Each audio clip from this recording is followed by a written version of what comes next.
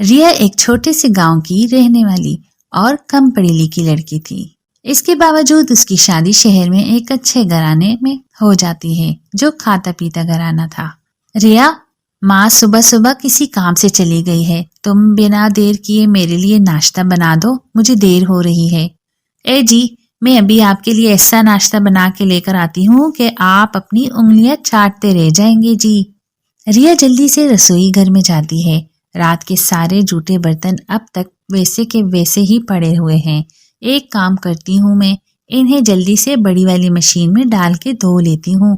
سارے برتن washing machine میں ڈال دیتی ہے اور جیسے ہی مشین سٹارٹ کرتی ہے، مشین کے اندر بڑے بڑے برتن تڑپ دھرم کی آواز کرنے لگتے ہیں اور ایک زوردار آواز کے ساتھ واشنگ مشین کی موٹر جل جاتی ہے۔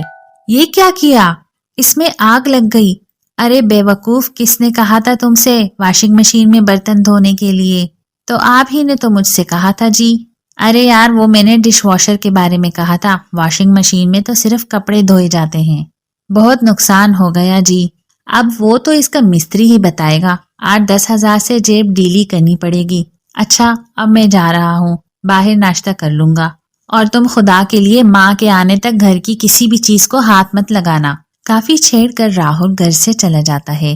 اس طرح الگ الگ رہن سہن کے چلتے اور شہر کے نئے زمانے کی چیزوں سے انجان رہا۔ اکثر کوئی نہ کوئی بے وقوفی کرتی تھی۔ اسی طرح ایک دن صبح کمرہ صاف کر رہی تھی کہ تبھی اس کی نظر راہل کے لیپ ٹاپ پر پڑی۔ میرے شوہر کبھی جواب نہیں، اتنی مہنگی چیز کو ایسے ہی رکھ چھوڑا ہے، اور کتنی دھول ہے اس پر۔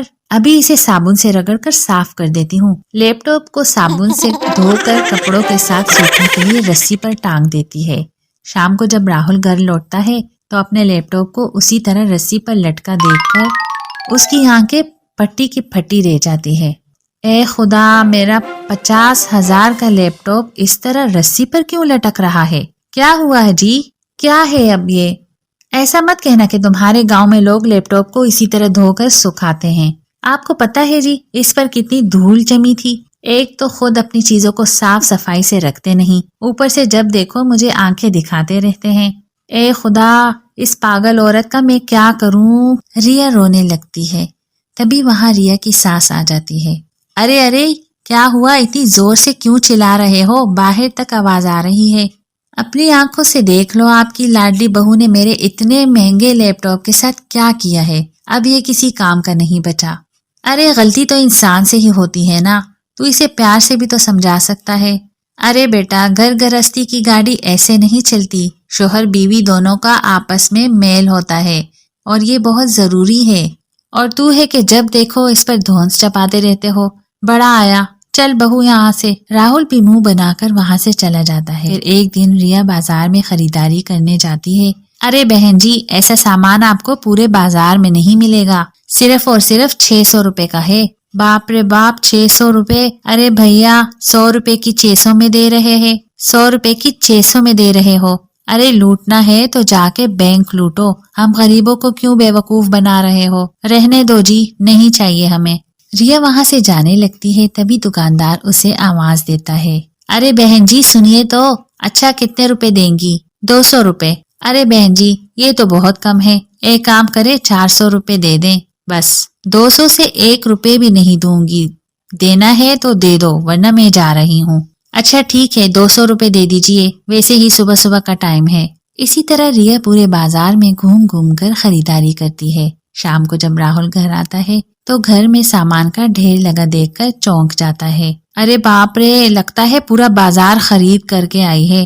اس عورت کے کارن تو میں ایک کٹورا لے کر سڑک پر بیٹھ جاؤں گا۔ کیا ہوا؟ اپنے آپ سے کیا بڑبڑا رہا ہے؟ ارے بھائی، یہ سب کیا ہے؟ اتنا سارا سامان خریدنے کی کیا ضرورت تھی؟ گھر میں پیسوں کی کتنی تنگی چل رہی ہے۔ شادی سے پہلے تو بھی تو گھر کے لیے سامان لے کر آتا تھا۔ اچھا بیٹا، ذرا سوچ کے بتا یہ سامان کتنے کا ہوگا؟ اس میں سوچنے کی کیا بات ہے ماں، 10-12 ہزار سے کم تو بات نہیں بنی ہوگی۔ میں خود یہ سارا سامان ہر مہینے لاتا تھا۔ ارے نالائق، یہ سارا سامان میری بہو نے صرف 3,000 روپے میں لے کر آئی ہے۔ کیا مذاق کر رہی ہو؟ اتنا سستا سامان ریا کیسے لا سکتی ہے؟ ارے بیٹا، صرف اتنا ہی نہیں، بہو نے تو ہر مہینے بچت کر کر کے تیرے لیے نیا لیپ ٹاپ بھی خرید لیا ہے، اور تو ہر مہینے دکانداروں کے ہاتھ بے وقوف بن کر 2-3 ہزار کی چیز 10-12 ہزار روپے میں لے آتا تھا۔ ماں، صرف پڑھے لکھے ہونے سے کچھ نہیں ہوتا، عقل مندی کے ساتھ ساتھ سماج میں رہنے کے طور طریقے، لوگوں سے بات کرنے کے کارن، یہ سارے گن بھی ہونے چاہیے جو کہ ریا میں ہیں۔ راہل، زیادہ پڑھے لکھے ہونے کے ساتھ ساتھ انسان میں سمجھداری اور عقل مندی کا تال میل بھی ہونا چاہیے۔